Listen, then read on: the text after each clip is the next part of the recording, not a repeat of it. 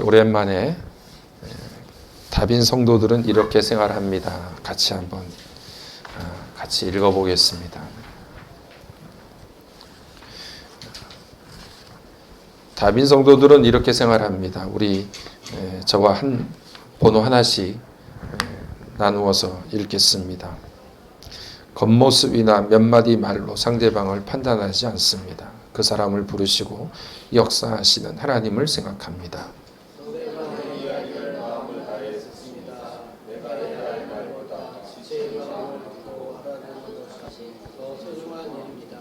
내가 먼저 공동체원들에게 다가가 교회를 환대와 화해의 공간으로 만들겠습니다.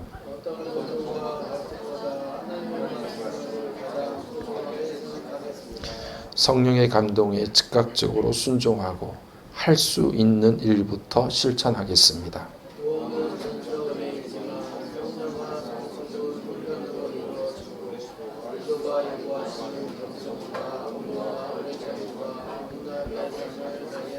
함께 크리스천 운전자가 되겠습니다. 서두르지 않고 양보하겠습니다. 이런 삶이 우리 가운데 반드시 이루어지기를 간절히 소망합니다. 이게 그렇게 살 수도 있고 안 살 수도 있고 그런 문제가 아니라 정말 예수가 우리의 삶의 중심에 오시고 내가 성령으로 거듭나면 이런 삶이 반드시 이루어집니다. 여러분, 우리가 그런 삶을 살지 못하고 그렇게 되지 않으면, 이렇게 생활이 안 되면 내 삶이, 내 중심이 예수 중심의 삶이 되지 못하고 있는 것은 아닌지 스스로 셀프 체킹을 하셔야 합니다. 내가 정말 예수를 믿는데, 하나님을 믿고 하나님을 의지하고 있는데 이런 생활들이 왜 내게 이루어지지 않을까? 이런 관계가 왜 맺어지지 않을까? 이런 공동체를 왜 만들어가지 못할까? 그것은 분명히 우리들 가운데 예수 중심의 삶이 그렇게 이루어지지 못하고 있다라고 하는 것들을 실제적으로 드러내는 거죠. 그래서 우리 자신의 모습을 다시금 돌아보고 하나님 앞에서 그런 공동체, 그런 믿음의 삶이 이루어지기를 간절히 소망하면서 우리의 삶을 바꿔나가야 합니다. 오늘 여러분, 우리가 읽었던 본문의 말씀 12장 말씀을 보게 되면 22절 말씀부터 여러 가지 말을 바꾸어 가면서 한 지체에 대해서 이야기를 하는데, 그게 어떤 지체냐? 여러분, 22절 말씀을 보면 더 약하게 보이는 몸의 지체가 등장을 합니다. 23절에는 덜 귀히 여기는, 덜 귀하게 보이는 지체가 등장합니다. 23절에 똑같이 아름답지 못한 지체라고 하는 말이 등장합니다. 그러니까 더 약하게 보이고 덜 귀하게 보이고 아름답게 보이지 않는 그런 지체가 등장을 하는데, 이런 지체들이 교회 공동체 안에 반드시 있다는 거죠. 이런 공동체 안에 이런 지체들이 있는데, 이 지체들이 어떻게 우리 가운데 나타나야 되느냐, 그 문제를 분명하게 지적을 하고 있는데, 22절에 더 약하게 보이는 지체는 어떻게 나타나야 되느냐 하면 더 요긴하구나 하는 것들을 우리가 깨닫게 되어야 되고, 덜 귀히 여기는 지체는 어떻게 여겨져야 되느냐? 존경받지도 못하고 멸시받는 그런 지체들이 귀한 것으로 입혀주는 것이 공동체 안에 이루어져야 돼요. 23절에서 아름답지 못한 지체는 모양도 없고 볼품도 없는 지체를 뜻하는 것인데, 그 지체가 더욱 아름다운 것으로 바뀌어지는 것을 우리가 볼 수 있어야 적어도 바울 사도가 이야기하는 교회 공동체는 그런 공동체다. 교회 공동체가 그런 것들을 경험하지 못하면, 그런 지체들이 이런 지체구나 하는 것들을 깨닫지 못하는 공동체가 된다고 하면 그것이 진정 하나님의 공동체라고 말할 수 없다라고 이야기하는 거죠. 22절과 23절에 등장한 이런 세 종류의 지체들에 대해서 24절이 결론적으로 딱 한마디로 이야기를 합니다. 24절에 무엇이라고 이야기하냐면 이런 지체들이 바로 부족한 지체다.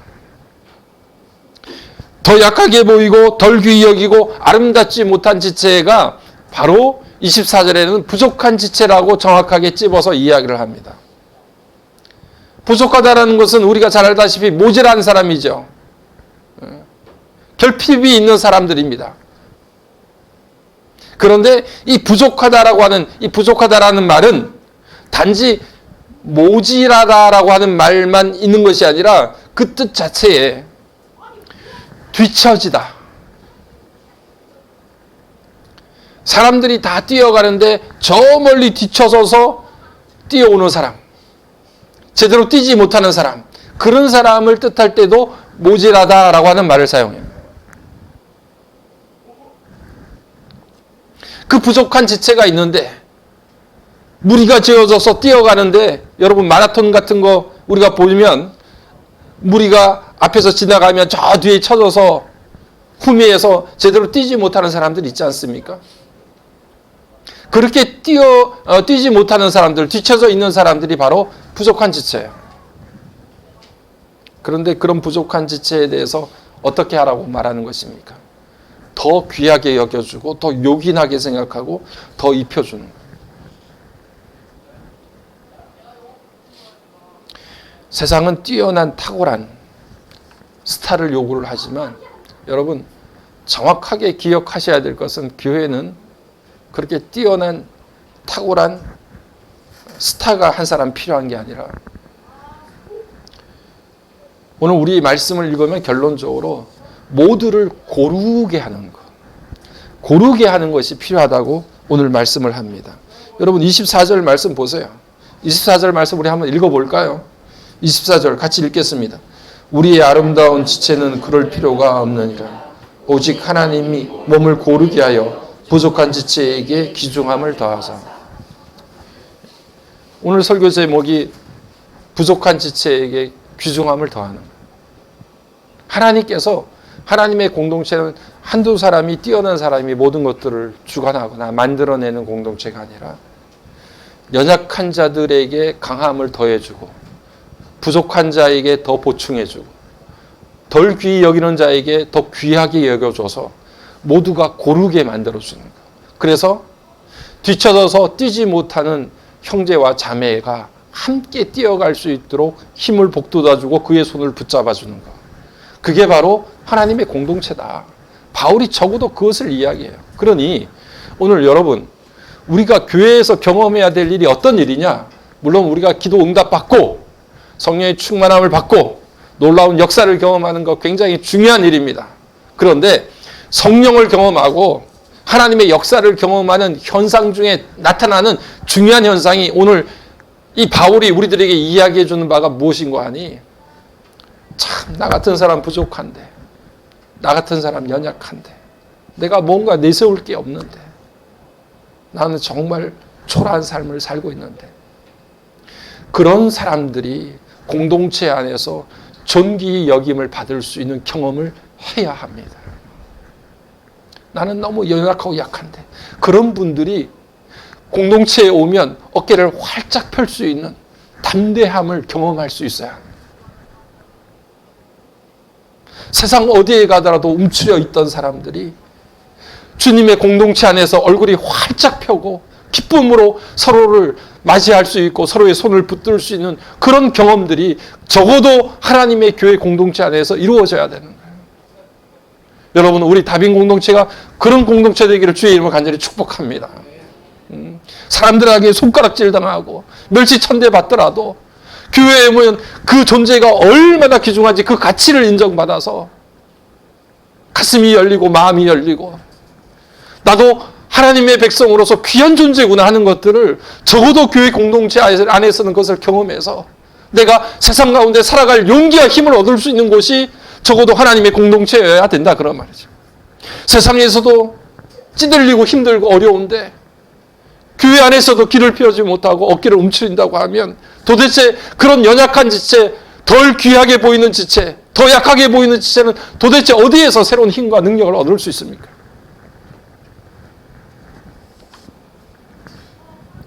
여러분, 한국에는 교회가, 큰 교회가 너무 많잖아요.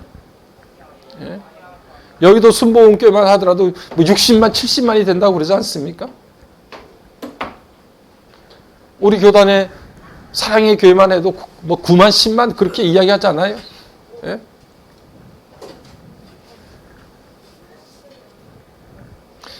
그렇게 어마어마한 큰 교회가 있다는 것을요, 지금도 유럽의 어느 나라, 미국의 어느 지방에 가면 한국에 그런 큰 교회가 있다는 걸 믿지를 않아요. 도대체 그 조그만 나라에 무슨 60만, 70만이 모이고 10만이 모이는 교회가 있을까? 유럽에는 그런 교회가 없거든요. 그렇게 큰 교회가 없습니다. 그러니까 대학 교수들도, 신학교 교수들도 그런 이야기를 들으면 잘 믿질 않아요. 니네 나라에 그런 큰 교회가 있다고? 믿으려고 하지 않아요. 그 정도로 우리 한국에는, 서울에는 어마어마한 교회들이 즐비합니다. 그런데 여러분, 우리가 듣지 않습니까? 교회가 점점 침체되어지고 젊은이들이 교회를 떠나고 교회 숫자는 하락세에 지금 계속해서 빠져들고 있고,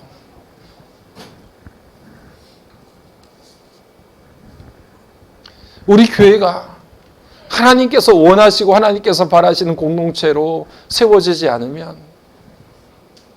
그 어떤 외형을 갖춘다 하더라도 하나님의 교회의 본질이, 우리가 교회 안에서 경험하고 겪어야 될 일들을 겪지 않는 교회는 더 이상 이 땅 가운데서 굳건하게 하나님의 백성으로서, 하나님의 교회로서 세워질 수가 없는 거예요. 무너지고 마는 겁니다.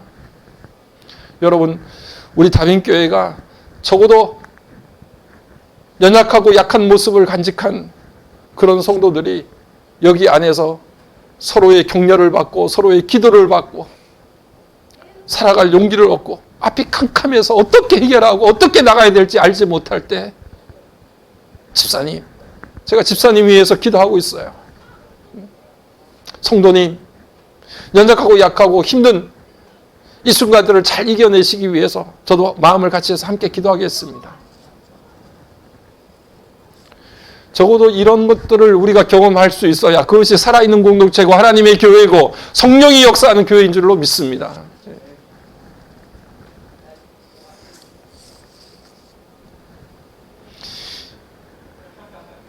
오늘 바울이 고린도전서 말씀을 계속하면서 우리 교회에는 하나님께서 주신 은사들을 다 가지고 있다, 카리스마가 있다, 이렇게 제가 말씀을 드렸어요.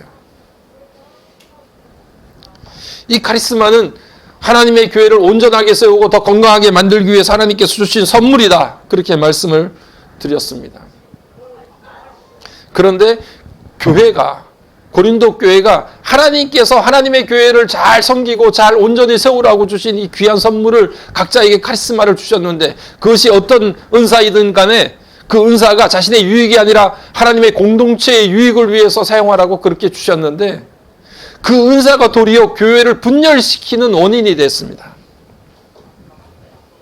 24절에서 분쟁이라고 하는 말이 나오는데, 이 분열분쟁이라는 말이 스키스마라고 하는 말인데, 카리스마가 아니라 스키스마가 됐어요. 하나님께서 주신 선물이 하나님의 교회를 거룩하고 아름답게 굳건하게 세우는 데 사용되는 것이 아니라 오히려 그것이 분열을 일으키고 분쟁을 만드는 데 사용되었으니까 이게 얼마나 서글픈 일입니까? 하나님께서 우리에게 주신 선물이 있다고 하면 여러분, 그것은 내가 최고요, 교회를 갈라놓고 교회에서 나를 돋보이게 만드는 데 사용하라고 주신 것이 아니라 어떻게 하든지 간에 공동체를 건강하게 만들어서 하나님의 교회답게 세워지기 위해서 하나님께서 우리에게 주신 귀한 선물들입니다. 선물은 내 것이 아니죠. 선물은 주신 분의 뜻에 따라서 잘 사용해야 되는 것이 선물입니다. 그것이 은사입니다. 오늘 우리 각자에게 주신 귀한 선물들이 있을 터인데, 그것이 하나님의 나라, 하나님의 교회를 위해서 그렇게 요긴하게 귀하게 사용되어지는 우리 각 지체들이 되기를 주의 이름으로 간절히 축복합니다. 26절 말씀에 이어서 말씀을 보니까 우리 26절 말씀도 함께 같이 한번 읽어봅시다. 만일 한 지체가 고통을 받으면 모든 지체가 함께 고통을 받고, 한 지체가 영광을 얻으면 모든 지체가 함께 즐거워하느니라. 아멘. 달리기를 잘해서 우승한 사람이 있다고 하면 그 사람에게 가서 축하합니다, 이렇게 이야기하지, 당신의 발을 축하합니다, 이렇게 이야기하지 않습니다. 그렇지 않습니까? 아무리 육상 경기 발이 빨라서 잘 뛰는 사람이 우승을 했다고 하더라도 그 사람에게 가서 당신의 발에게 축복합니다, 축하합니다, 이렇게 말하지 않고 그저 축하합니다라고 이야기합니다. 그 사람이 달리고 그렇게 열심히 할 수 있었던 것은 그의 온몸이 유기적으로 연결되어져서 그렇게 잘 달려서 그 온몸이 잘한 거예요. 그러니까 발이 주축이 되어서 주력으로 그렇게 달려서 우승을 한 것이지만 그 발에게만 축하를 보내잖아요. 그 사람 전체에게 축하를 합니다. 온몸이 연합해서 그렇게 잘 뛸 수 있었기 때문에 그렇게 축하를 하는 거죠. 오늘 어느 한 부분이 고통을 받으면 같이 고통을 받고 어느 한 부분이 축하를 받고 잘 되었다고 하면 함께 즐거워하고 함께 기뻐하는 이유가 거기에 있는 거죠. 우리가 저마다의 삶을 살아가는데 누군가를 100% 공감한다는 것은 참 쉽지 않아요. 그렇지 않습니까? 우리 집에 살아도 같은 집의 식구가 무슨 생각을 하는지를 잘 모를 때가 많은데 우리가 다른 사람의 생각을 100%다 이해한다는 건 참 어렵습니다. 하나님의 공동체 안에서도 마찬가지예요. 그러면 우리가 어떻게 함께 한 공동체를 만들어서 이 가운데 우리가 한 몸을 이루는 그런 지체로 살아갈 거냐? 여러분, 오늘 저와 여러분이 예수님 중심의 삶만 살아가면 됩니다. 내가 머리 대신 예수님께 딱 붙어 있는 삶을 살아가면 돼요.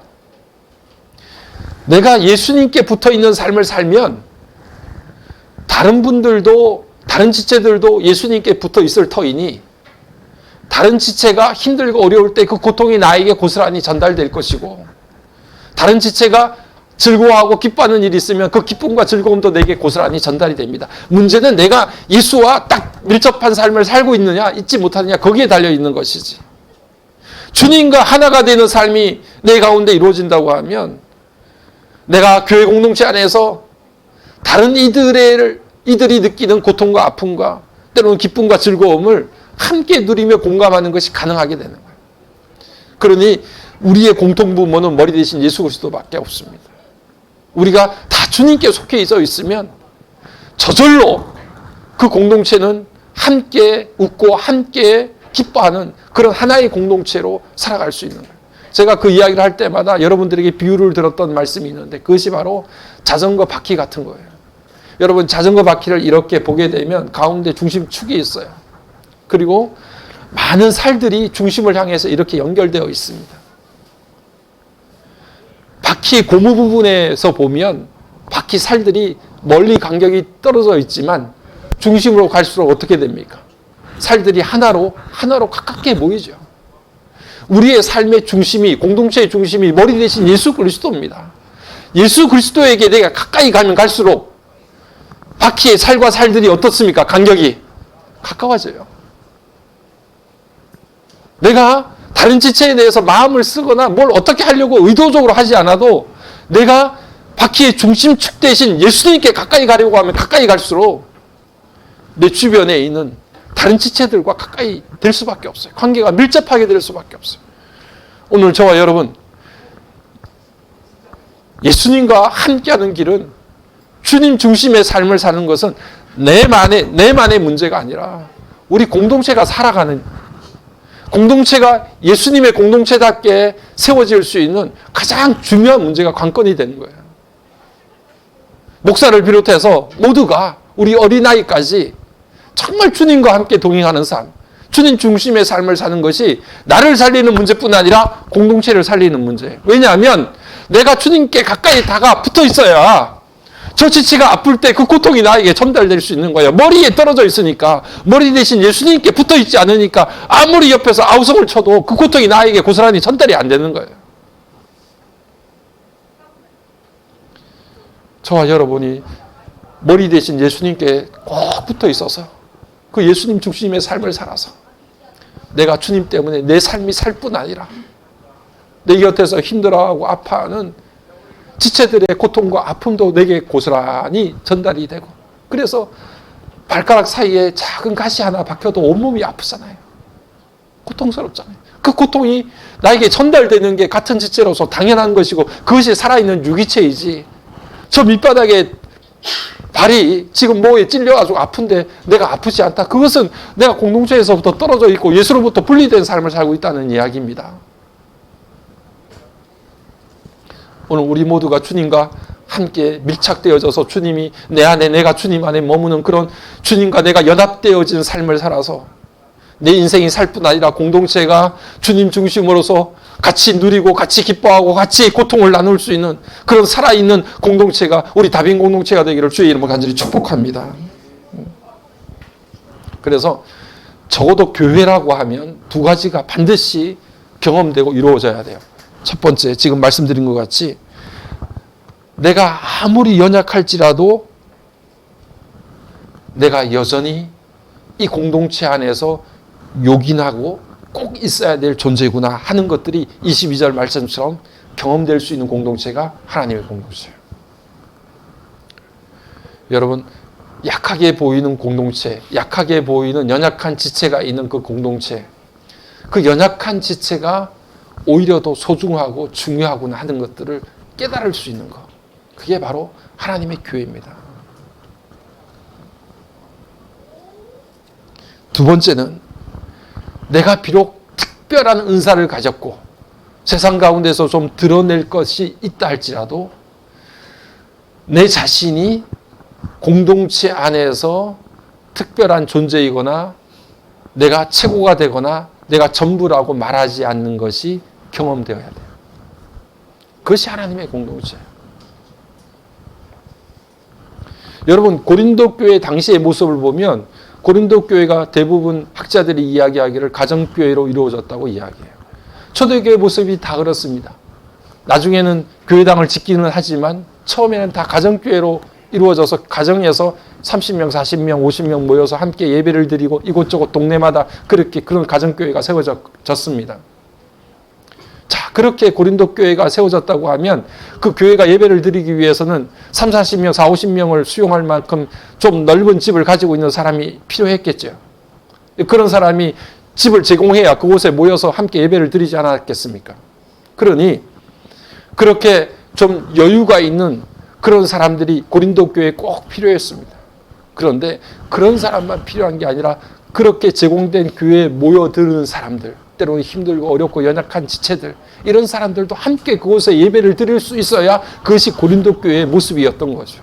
바울은 지금 고린도 교회를 향해서 너희들 좀 뭐 가진 게 있다고 해서 남들보다 좀 더 뭐 나은 게 있다고 해서 그거 가지고 사람들에게 거들먹거리면서 네가 전부인 것, 최고인 것처럼 그렇게 행세하지 마라. 그것은 하나님의 교회가 아니다. 네게 준 은사가, 네게 준 하나님의 선물이 도대체 뭘 어떻게 하라고 하나님께서 주신 것인지 거기에 대해서 분명하게 목적 의식을 가지고 네게 하나님께서 주신 그것에 대해서 바르게 사용해라. 그것이 바로 고린도 교회를 향해서 바울이 계속해서 지적하고 계속해서 말씀하시고 증거하는 내용입니다. 오후에 우리가 인도네시아 선교 탐방에 대해서 보고도 하겠습니다만 어제 오후에 시간이 되시는 분들 선교 탐방 후 모임을 어제 토요일 오후에 잠깐 모였는데, 그래서 제가 짧은 시간이지만 다녀오신 분들에게 가장 마음 깊이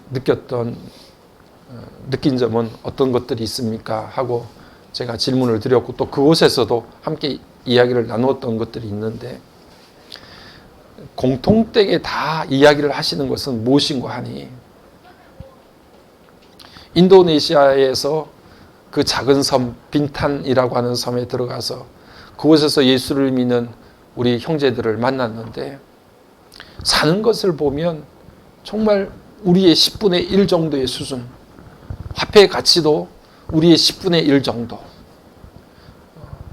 마라나타 학교에서 교사 생활을 하는 교사분들의 월급이 20만 원,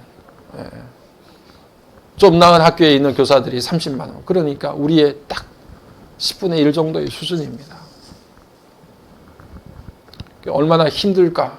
또 그곳에서 그 더운데 아이들이 막 빠글빠글 모여가지고 마라나타 학교에 300여 명의 아이들이 함께 모여서 그렇게 예배드리고 하는데 아이들도 막 땀을 삐질삐질 흘리면서 그 양철 지붕 아래에서 예배드리고 모이고 이렇게 하는 것들을 보면 너무 안쓰럽잖아요.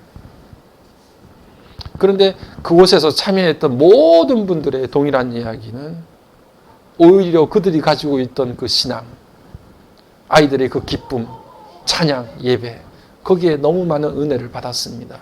라고 하는 이야기예요. 현실적으로, 객관적으로 보면 덜 귀한 존재고 더 아름답지 못한 존재고 약한 존재, 볼품없는, 내놓을 것 없는 그런 존재들입니다. 우리가 교회를 더 넓게 세상의 전체 교회를 하나님의 교회라고, 하나의 교회라고 그렇게 우리가 생각을 해보면 전 우주적인, 전 지구의 하나님을 믿고 하나님을 따르는 모든 백성들이 한 교회라고 생각해 보면 그 백성들 가운데는 정말 연약하고 약한 지체라고 말할 수 있는 겁니다. 인도네시아에서 하나님을 섬기는 작은 백성들. 그런데 그들이 세상적으로 말하면 그들보다 더 잘 살고 더 여유롭고 그렇게 살아가는 우리들에게 은혜를 끼치잖아요. 선교지에 간다고 저들을 선교하겠다고 그렇게 가지만 사실은 선교지에서 우리는 더 많은 것을 배우고 깨닫고 누리고 옵니다. 그들이 우리에게 주는 은혜가 더 커요. 오늘 우리 읽었던 말씀처럼 22절의 말씀처럼 그 약한 지체가 오히려 더 요긴하고 중요한 거예요.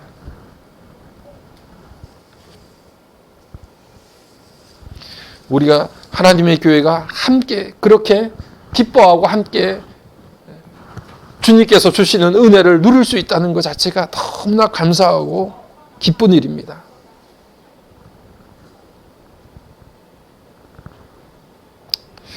복음의 역사가 폭발적으로 일어났던 우리나라 초대교회의 모습을 우리가 살펴보면 제가 그 이야기들을 우리 새벽에도 지금 예루살렘 교회 성령의 강림 역사를 함께 나누고 있는데 성령의 역사가 나타나면 교회에서 일어나는 현상들이 대부분 비슷합니다. 우리나라에도 1900년대 성령의 역사를 경험하면 1800 말부터 1900 초까지 이렇게 일어나는 현상들을 보게 되면 대부분 예루살렘 교회에서 일어났던 그런 현상들이 막 일어나요. 그래서 제가 종종 그 이야기를 할 때마다 강화도 이야기를 가끔 이야기를 하는데 우리 지역이 강화에 가깝기도 하고 또 강화에 참 기가 막힌 일들이 많이 일어났어요.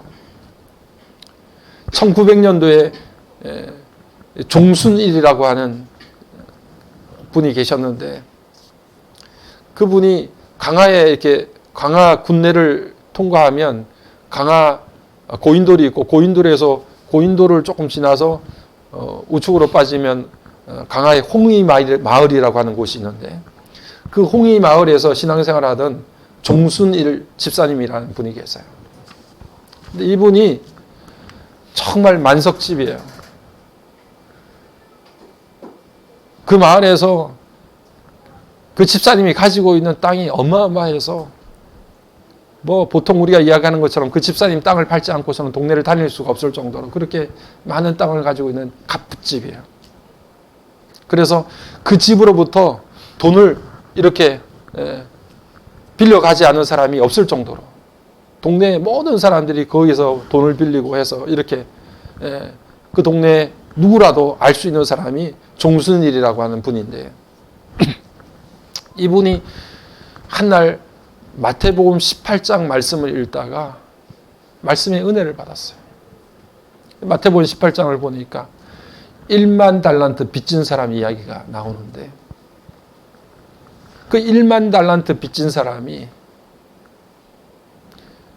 주인으로부터 탕감을 받잖아요. 1만 달란트라고 하는 것은 숫자로 계산이 안 될 정도로 어마어마한 금액을 탕감을 받아요. 야, 너 없던 걸로 해줄게.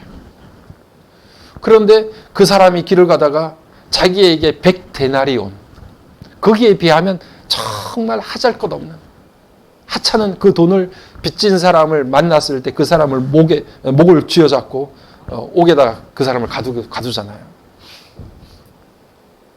그 이야기가 마태복음 18장에 기록되어 있는데 그 이야기를 읽으면서 이 종순일이라고 하는 사람이 야, 내가 1만 달란트를 빚진 사람이구나. 한감해졌어요. 그리고 그날부터 이 종순일이라고 하는 사람은 재산을 정리를 하고 실제로 강화도 주변으로 성모도 주문도 웅진도 이렇게 돌아다니면서 복음 전하면서 교회를 10군데나 세웠어요. 종순일이라는 분이 그렇게 남은 생애를 살았단 말이에요. 그래서 지금까지도요, 주문도에는 복음화율이 80%예요. 거기 200세대 정도가 살거든요. 가구가. 200가구 정도가. 근데 200가구 중에서 80%가 다 교회 다니면서. 그러니까 거기는 최근까지도 다방이 들어섰는데 다방에 사람들이 안 가서 다방이 망했대요. 커피숍이 안 되는 거야. 술집은 될 일도 없고. 그게 종순일이라고 하는 집사님이 그렇게 복음을 증거하고 교회를 세워서 마지막 내게 주신 하나님의 뜻이 무엇일까 생각하다가 그렇게 정리한 사람. 강화에는 신앙에 엄청난 역사가 일어났어요. 강화에 꼴짝이마다 교회가 세워진 게 그냥 세워진 게 아니에요. 우리나라 복음 초기에 그런 엄청난 역사가 일어난 귀한 동네 중에 하나가 강화도예요. 오늘 여러분, 우리에게 성령의 역사가 일어나고요. 정말 하나님의 은혜가 우리 가운데 임하게 되면 지체가 달라 보이는 거예요. 내 주변의 사람들이 달라 보이고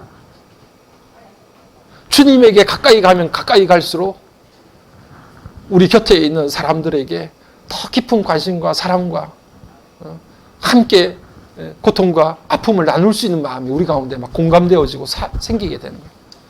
오늘 우리 다빈 공동체가 그런 성령의 역사가 정말 강렬하게 일어나는 그런 공동체 되기를 주의 이름으로 간절히 축복합니다. 우리 요즘에 우리 지체들 가운데 가정에 참 어려운 일들이 많이 일어나요. 우리 부모님들이 다 암 환자들이 그렇게 갑자기 많이 생기시고 그래서 우리가 기도하고 그런 가운데 있거든요. 부모님들이 너무 힘들고 어려운 가운데 있고 가정에 여러 가지 문제를 놓고 그렇게 기도하는 가운데 있는데 여러분 우리가 한 마음으로 초대교회 보니까 한 마음으로 기도하다가 성령의 역사를 경험했어요. 오늘 이 어려운 때는 우리 하나님께서 우리 다빈 공동체가 한 마음으로 기도해야 된다. 같이 아파하고 같이 슬퍼하면서 우리가 주님 중심의 삶을 살 때 그 아픔과 고통을 함께 공감하면서 하나님 앞에 엎드려 기도하는 그 놀라운 역사를 우리에게 허락해 주시기를 준비하시면서 그렇게 오늘 이 시간 우리들에게 주님이 이 시간들을 우리에게 허락하신 것이 아닌가 그런 생각을 하게 됩니다. 오늘 이 어려운 때에 우리 지체들을 위해서 함께 기도하면서 우리 다빈 공동체가 그렇게 하나님의 교회로서 경험해야 될 것들을 귀하게 경험하며 하나님 앞에 나아갈 수 있는 그런 하나님의 귀한 공동체가 되기를 주의 이름으로 간절히 축복합니다.